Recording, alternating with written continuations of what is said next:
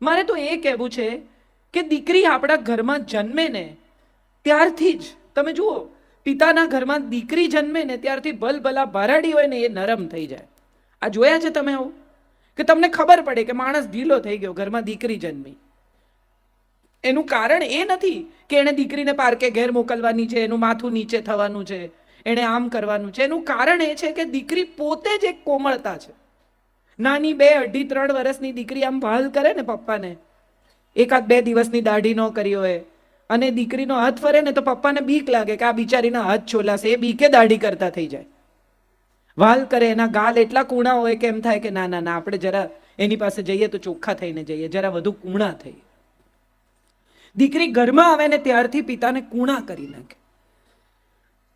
2.5 કિલોનું bundle પિતાના હાથમાં મૂકે ને આમ લપેટેલું, ત્યારથી જ ક્યાંક કશેક પિતાની અંદર કશું કોમળ થઈ જાય. દીકરી જ્યાં સુધી ઘરમાં હોય ત્યાં સુધી તમે જુઓ એટલું બધું સરસ વાતાવરણ હોય. નાની 3 વર્ષની દીકરીને તમે ઢીંગલી આપો, એને શીખવવું ન પડે કે માં કેમ બનવાનું, એ આમ જ ઉપાડે ઢીંગલીને. કોઈ જોઈ છે આમ પગથી ઉંચકે ગોળ ગોળ ફેરવે એવી દીકરી? અને 3 વર્ષના દીકરાને આપી જુઓ ઢીંગલી, પહેલા પગ કાઢે, પછી હાથ કાઢે, કાતર બાતર આવે તો વાળ કાપી નાખે, પગની જગ્યા હાથ ભરાવે, હાથની જગ્યા પગ ભરાવે, પછી જુએ કે આ નવી જાતનું પ્રાણી કેવું લાગે છે. આમાં કોઈ સારું કે ખરાબ નથી, આ કુદરતે બનાવેલા 2 જુદા લોકો છે. હું બહુ બધી હમણાંથી સ્ત્રીઓને મળું છું જે લોકો એવું કહે કે અમારે કેમ કરવાનું, ત્યારે મારી પાસે જવાબ એ છે કે જેને આવડે છે ને એણે કરવાનું. આપણી પાસે ક્ષમા છે, આપણી પાસે મમતા છે, દયા છે, વાલ છે, સ્નેહ છે, આપવાની તાકાત છે. તમે કોઈ એવી માં જોઈ છે જગતમાં કે જેણે 2 જ રોટલી કે રોટલા બનાવ્યા હોય, બચ્ચું એવું કહીને ગયું હોય કે આજે હું જમવાના નથી, બહાર જમીશ, બહાર મારા મિત્રને ત્યાં જવાનો છું, મારી બહેનપણીને ત્યાં જવાની છું, અને એકદમ પાછી આવે દીકરી કે દીકરો અને એમ પૂછે કે ખાવાનું છે? તો કોઈ માં એવી છે તમે જોઈ કે જે એમ કે 2 જ રોટલી જો મારી છે, તરત જ એમ કે તું ખાઈ જા, હા કે ના? તો એનો અર્થ એમ થયો કે માં જો ખાવામાં એ પોતાનો સ્વાર્થ નથી જોતી તો બીજા તો શેમાં જુએ? એક માં દીકરા માટે, પોતાની દીકરી માટે જુદી છે, અને એ જ માં પોતાના જમાઈ માટે અને પોતાની વહુ માટે જુદી છે. ઓછી થઈ જાય જમાઈ આવે તો, સુઈ ખવડાવી દઈએ ને સુઈ કરી દઈએ ને કેટલું કરી નાખીએ, અને વહુ આવે એ પછીનો સ્વભાવ જ આખો બદલાઈ જાય. ખરી વાત કે ખોટી વાત? બધા આમ કરે પણ કોઈ બોલતું નથી. દીકરી નો વર આવે તો આપણને એમ થાય કે આપણે સુઈ એને આગતા સ્વાગતા કરીએ ને આપણે એને પ્રેમ કરીએ ને સુઈ જમાડી દઈએ. કેમ? તો કે આપણી દીકરી એના ઘેર રહે છે, આપણે એને સાચવીશું તો એ આપણી દીકરીને સાચવશે. સ્વાર્થ છે. પણ એ જ છોકરી જે બધું છોડીને આવી છે, એની અટક બદલાઈ ગઈ. ગઈકાલે 8 વાગે ઉઠતી હતી, એક રાતમાં સવારે 6:30 ઉઠવા માંડી. એ આપણને ખુશ કરવાનો ગમે એટલો પ્રયત્ન કરે, પણ આપણે એકદમ દુર્લભ દેવતા, આપણે ખુશ થઈએ નહીં. દરેક વાતમાં ક્યાંક ને ક્યાં ભૂલ ગોતી કાઢવી. એને સાફ કરેલો પ્લેટફોર્મ ફરી સાફ કરવો, વેતા નથી, આવડતું નથી, ધીરી છે, આવી છે. બાપુ એક બહુ સરસ વાર્તા કહે છે, મને બહુ ગમે છે એ વાર્તા. હું એમની હાજરીમાં તમને આજે કહું કે એક સાસુમાં હતા, એને ત્યાં વહુ પરણીને આવી. વહુને ઘરે સવારે શિરામણનો રિવાજ, સવારે ખાય. અહીંયા કોઈ સવારે ખાય નહીં, મા દીકરો એકલા રહે. રાતના જમ્યા એ પછી સીધું લંચમાં ખાવાનું, બપોરનું. તો થોડા દિવસ તો ચાલ્યું, પછી વહુને એમ થયું કે આ તો આમ તો નહીં જીવાય, રોજ સવારે ભૂખ લાગે ને છેક જમવા સુધી રાહ જોવાની. એટલે રાત્રે રોટલો ભાખરી ચોરી લે, ઘંટીની નીચે છુપાવી દે. સવારે દળવા બેસે ત્યારે ધીમે ધીમે ખાય. એક દિવસ સાસુમાં વહેલા ઉઠી ગયા, એ દળવા બેસી ગયા. એને જોયું કે આ તો ઘંટીની નીચે વાડકી છુપાવેલી છે ને એમાં તો ભાખરી છે. એને થયું અરે બિચારી લુખ્ખી ભાખરી ખાય છે. બીજા દિવસથી ગોળ મૂકવા માંડ્યા કે હશે બિચારી, કહી નથી શકતી ને. વહુને એમ થયું મારો વર જ મૂકતો હોય ને, આટલું વાલ તો બીજું કોઈ કરે જ નહીં, સાસુ તો સારી હોય જ નહીં. એટલે એને બી વળી એના વરને એમ કે અરે વાહ કેટલું સરસ. વરને એમ થયું કે હશે જે વાતે ખુશ થઈએ છોડો ને. થોડા દિવસ નહીં, થોડા વરસ આવું ચાલ્યું. વહુને ઘેર વહુ આવી. હવે માની આંખો ઝાંખી થઈ ગઈ છે, બહુ સરસ દેખાતું નથી. અને માં પોતાની વહુને પૂછે છે, જે હવે સાસુ થઈ ગઈ છે, કે બેટા તારી વહુ કેવી છે? તો કે બા આમ તો સારી છે પણ કામકાજે મોળી છે. એટલે જે વડ સાસુ છે એમણે કીધું કે બેટા ગોળ નાખ તો ગળી થશે. મેં બહુ વરસ નાખ્યો છે. એમ કોઈ ગળ્યું થતું નથી, ગોળ નાખવો પડે છે. જેને ગળ્યું ખાવું હોય ને એને. તમે રવો શેકવા માંડો એટલે શીરો ન થાય, એમાં ખાંડ આપણે જ નાખવી પડે, બીજું કોઈ નહીં નાખે બહારથી આવીને. આપણું ઘર, આપણો પરિવાર, આપણી દુનિયા, આપણા દીકરાની વહુ પરણીને આવી, એ બે જણાને બહુ બનતું હોય ને તો સાસુને વાંધો પડે, બહુ ગેલો છે.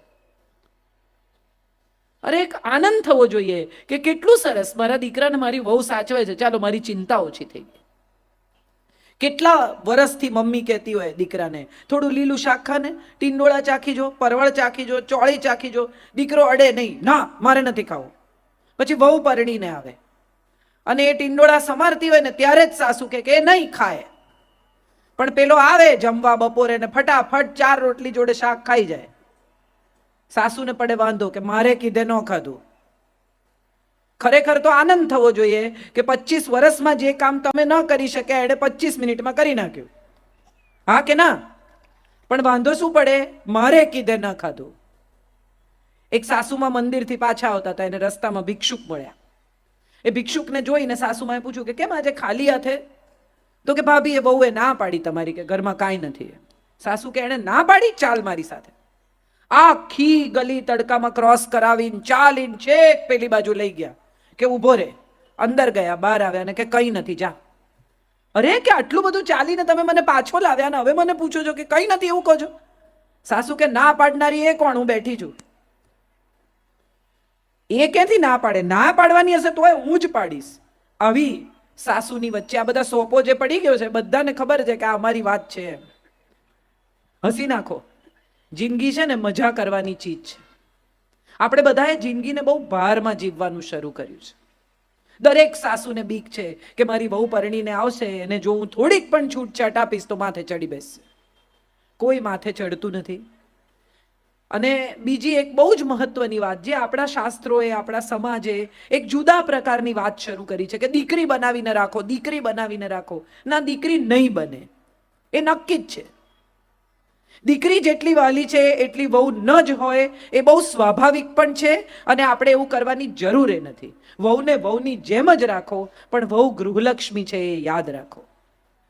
પુરુષ તો ધન કમાઈને લાવે, એનું લક્ષ્મીમાં રૂપાંતર તો ઘરમાં આવેલી દીકરી કરે છે. પૈસા કમાઈને આવે એથી ઘર નથી ચાલતું. ઘર ચલાવનારી તો તમે લઈને આવ્યા છો એ છે. આપણે બધા જ અજાણતા જ આપણી દીકરીને એટલી સરસ રીતે ઉછેરવાનો હવે તો પ્રયત્ન કરીએ છીએ. અમુક જાતની છૂટ આપીએ, અમુક રીતે મોટી કરીએ, એને ભણાવીએ, ગણાવીએ, આગળ વધારીએ. અને પછી જ્યારે પરણાવવાની આવે ત્યારે દરેક મા બાપ એવું ઘર ગોતે કે જ્યાં એને એવી છૂટ મળે. મા બાપ ઘર જોવા જાય ને ત્યારે પાછા આવીને કે 6 એસી છે ઘરમાં, 2 ગાડી છે ઘરમાં. આ સુખ નથી, આ સગવડ છે. 2 ગાડી હોય એ સગવડ છે, 6 એસી હોય એ સગવડ છે, કપડાં ધોવાનું મશીન હોય એ સગવડ છે, આ સુખ નથી. સુખ તો એ છે કે 2 જણાને એકબીજા સાથે સાંજે અડધો કલાક વાત કર્યા વિના ન ચાલે. સાંજના છેડે ભલે 11 વાગે આવે પણ 5 મિનિટ, 10 મિનિટ, 15 મિનિટ એની પત્ની સાથે વાત કરે. દિવસમાં 1 કલાક એને એવો ફાળવે કે બોલ તારે શું કહેવું છે? બહાર જવું છે? આંટો મારવા લઈ જાઉં? ચાલવા જવું છે? ગમે તેટલા પૈસા કમાશે પણ વાપરવાનો સમય નહીં હોય ને તો એ દાંપત્ય ક્યારેય સુખી નહીં થાય. મારા એક મિત્ર છે, હંમેશા એવું કહે છે કે મારે 100 કરોડ રૂપિયા જોઈએ, મારે 100 કરોડ રૂપિયા જોઈએ. એક દિવસ મેં એને પૂછ્યું, મેં કીધું તારે શું કામ જોઈએ 100 કરોડ? ચાલ હિસાબ કરીએ. બિલ્ડર છે એટલે કે મારે અમદાવાદમાં સુપર બંગલો બાંધવો છે. મેં કીધું 25 કરોડ રૂપિયા. ચાલ પછી? તો મને કે મારે પત્નીને દુનિયા બતાવી છે બિઝનેસ ક્લાસમાં. મેં કીધું બહુ સરસ, 5 બીજા. ચાલ પછી 30. તો કે મારે છોકરાઓને સારામાં સારી ફોરેન યુનિવર્સિટીમાં ભણાવવા છે. ચલ 5 બીજા. 35 પછી? તો કે પછી વૃદ્ધાવસ્થા માટે બી કંઈ જોઈએ. તો મેં કીધું ચાલ 40 પછી? 40 એની પાસે આજે પણ છે પણ પેલા 60 કમાવાના ચક્કરમાં વાપરશે નહીં. અને પત્નીના ઘૂંટણ જતા રહેશે ને ત્યારે એને માનસરોવર ને બદ્રી કેદાર લઈ જશે. આજે હમણાં જે કરવાનું છે ને એ આપણે કરી લેવાનું છે. કોઈ કે એટલે આપણે રૂપાળા, કોઈ કે એટલે આપણે સરસ, કોઈ કે એટલે આપણી રસોઈ સરસ. ઘરમાં મહેમાન જમવા આવ્યા હોય ને પતિના મિત્ર આવ્યા હોય એટલે પત્ની કે જમવા બેસે ત્યારે કે ભાભી તમારી દાળ બહુ સરસ, એટલે તરત કે એમને કહો. એમને શું કહેવાનું? એ રોજ જ ખાય છે, પણ એ વખાણ નથી કરતા તો નથી કરતા. જેણે કર્યા એનો આભાર માનો. આપણે બધા જેની પાસેથી અપેક્ષા રાખીએ છીએ ત્યાંથી જ સુખ મળવું જોઈએ એવી આપણા બધાની શરત છે. આપણે બધા જ એ પરિવારમાંથી, એ ઉછેરમાંથી આવીએ છીએ કે પતિ કહે તો સરસ. પણ એવું જરૂરી નથી. તમને તમારી દાળ ખાઈને એમ થાય છે કે તમે સુપર દાળ બનાવો છો. તમને તમારી સુખડી ખાઈને એમ થાય છે કે વાહ, મારા જેવી સુખડી કોઈ ન કરે, તો તમે મજા કરો. એ આવીને ખાય છે એનો અર્થ જ એમ કે એમને ભાવે છે. કેટલાક લોકોને એક્સપ્રેશન કરવાની, દેખાડવાની, કહેવાની આવડત ન હોય. અને એમાંય ખાસ કરીને ભારતીય પુરુષોનો તમે વિચાર કરો તો તમને સમજણ પડે. 3 વર્ષનો છોકરો એને રડે ને એટલે એની મમ્મી ખકડાવે. છોકરી છે એટલે રડે છે, છોકરી છે રડવાનું બંધ કર. થોડો મોટો થાય, 10-11 વર્ષનો થાય એટલે અરીસામાં જોઈને આમ પટિયા પાડે તો એની મમ્મી કે અરીસામાં હું જોયા કરે, છોકરી છે. થોડો વધુ મોટો થાય, મમ્મીને વાલ કરવા આવે કે આ ઘરે છોકરીઓની જેમ ચોંટાચોટ નહીં. અને પછી જ્યારે થોડોક મોટો થાય, લગ્ન કરે, ત્યારે પત્ની પહેલી ફરિયાદ શું કરે? તમને તો કંઈ આવડતું જ નથી, તમને તો ઇમોશન જ નથી, તમને તો લાગણી દેખાડતા જ નથી આવડતું. પણ 3 વર્ષનું હતું ત્યારથી એને ધમકાવી ધમકાવી ને એની લાગણી એને કંટ્રોલ કરતા શીખવી. પુરુષો દેખાડે નહીં, પુરુષો દેખાડે નહીં.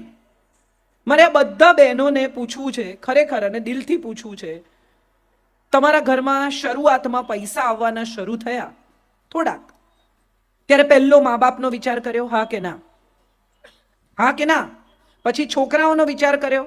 હા કે ના? જવાબ આપો. આમ કરો છો તો હા. પછી તમારો વિચાર કર્યો, બરાબર?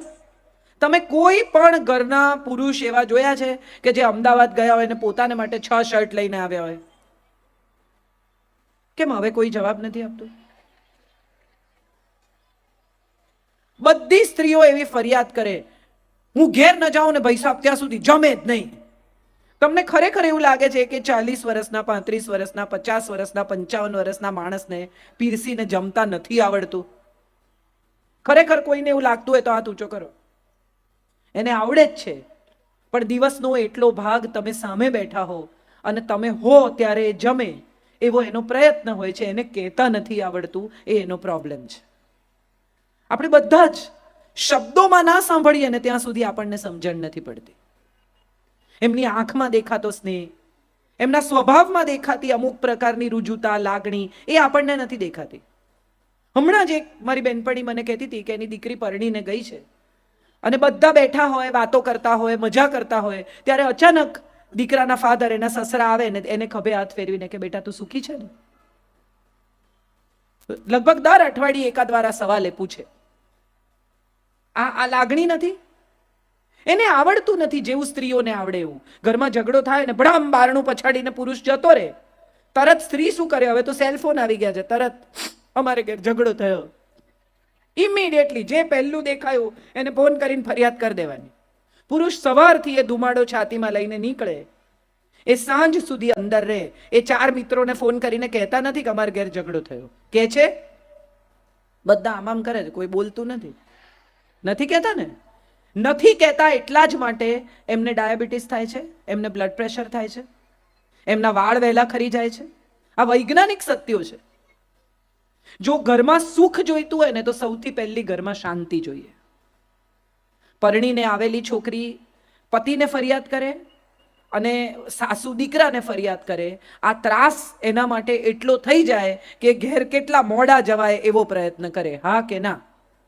હા, હા પાડે છે બધા. નહીં કરીએ એવો વિચાર આવે છે ક્યાંક? હા કે ના? એમાં હા નથી પાડતા. આપણે બધા આપણી દીકરીનું સુખ ઈચ્છીએ છીએ. આપણને બધાને એમ છે કે આપણી દીકરી સુખી થાય, સારે ઘેર જાય, એની સાસુ એ બહુ સારી, એને તો બધું પહેરવાની છૂટ, એના ઘરમાં બધું પહેરવા દે, પંજાબી પહેરવા દે, પેન્ટ પણ પહેરવા દે. પણ અહીંયા આવેલી વહુને આપણે શું કહીએ છીએ? અમારે ઘેર સાડી જ પહેરવાની ભાઈ, અમારે ઘરે આ બધું નહીં ચાલે. કેમ આવા બે ન્યાય છે આપણા? કેમ આવા બે સ્ટાન્ડર્ડ્સ છે? કોઈકની વહુ થઈને ગયેલી દીકરીને છૂટ હોવી જોઈએ, પણ આપણી વહુ થઈને આવેલી દીકરીને કોઈ છૂટ નહીં આપવાની. કેમ આવા બે લેવલ ઉપર આપણે જિંદગી જીવીએ છીએ? આપણે બધાએ આ સમજવાનું છે. ગૃહ કલેશનું સૌથી મોટું કારણ જો કોઈ હોય ને તો એ બે માન્યતાનો સંઘર્ષ છે, બે પેઢીનો સંઘર્ષ છે. એક છોકરી જે હમણાં 70માં 80માં જન્મી છે, એના વિચારો અને જે સાસુ 1960માં જન્મી છે, એની પહેલા જન્મી છે, એના વિચારોમાં ફેરફાર હોય એ બહુ સ્વાભાવિક છે. 1960માં પથ્થર પર ચટણી વાટતા હતા, તમારા મમ્મી વાટતા હશે, આદુ મરચા કૂટીને દાળમાં નાખવાના. એ પછી મિક્સર આવ્યું, ફર દઈને બધા ઘરમાં મિક્સર છે. હવે મારી મમ્મી નવું મિક્સર લાવી તો અમે બધા ઊભા રહીને જોતા હતા કે અરે વાહ, આવું કેવું થઈ ગયું. અને હવેની વહુઓ છે, તૈયાર ચટણી લાવે, પેકેટ કાપે, કાઢે, વાડકામાં પાણી નાખે ને ખવડાવે, અને સરસ મળે છે, ખરાબ નથી મળતી એ ચટણી. સવાલ એ છે કે ગઈકાલે તમે એક મોબાઈલ ખરીદ્યો, આઈફોન ખરીદ્યો, સેમસંગ ખરીદ્યો, નોકિયા ખરીદ્યો, 6 જ મહિનામાં એ ફોન કરતા સારો બીજો ફોન બજારમાં આવે છે, હા કે ના? તો તમને શું લાગે છે, ભગવાને 1960માં જે મોડેલ બનાવ્યું અને 1990માં બનાવ્યું એમાં કઈ ફેરફાર જ નહીં કર્યો? અપગ્રેડ કરે કે ના કરે મોડેલ? ઉપરવાળો બી અપગ્રેડ કરે, એમને એમ ના મોકલે. 60નું મોડેલ ને 90ના મોડેલમાં નવા ઘણા એને ફીચર ઉમેર્યા હોય. હવે આ સ્માર્ટફોન છે, સ્માર્ટફોનને સ્માર્ટફોનની જેમ વાપરતા આવડવો જોઈએ. તમને ન આવડે ને ખિસ્સામાં પડ્યો હોય ને તો નંબર લાગી જાય અને તમે જે વાતો કરતા હોય પહોંચીએ જાય. થયું છે આવું કોઈની જોડે? હા, આપણે બધા, મારે જે ખરેખર આ વાત ઉપર આપણે હવે થોડા ગંભીરતાથી વિચાર કરીએ તો તમને સમજાય કે આપણી જિંદગીમાં જ્યારે પણ તમે વિચારો તો તમને ખ્યાલ આવશે કે આપણા ઘરમાં કઈ કઈ વાતે કચકચ થઈ. એવું એક લિસ્ટ બનાવજો. હું તમને હવે આના ઉપાય આપું ઝડપથી, કે એક લિસ્ટ બનાવજો કે તમારા ઘરમાં કઈ વાતે કચકચ થઈ. ચોખ્ખાઈની વાતે, હા, એ આમ કરે છે હું આમ કરું છું. મારો દીકરો છે, એને અમે એવું શીખવાડ્યું છે કે તારે ઘરમાં જમી લઈએ એટલે ટેબલ તારે સાફ કરવાનું. હવે એ એવું કરે કે 8 વાગ્યાના જમ્યા હોઈએ તો ટેબલ સાફ કરે નહીં, બેસી રહે ને ટીવી જુએ ને આમ ફરે ને તેમ ફરે ને. એને એમ છે કે મારી માં કરી નાખશે. જો હું નહીં કરું, મને તો એમ હતું કે ખાલી બહેનો જ બહુ અવાજ કરે,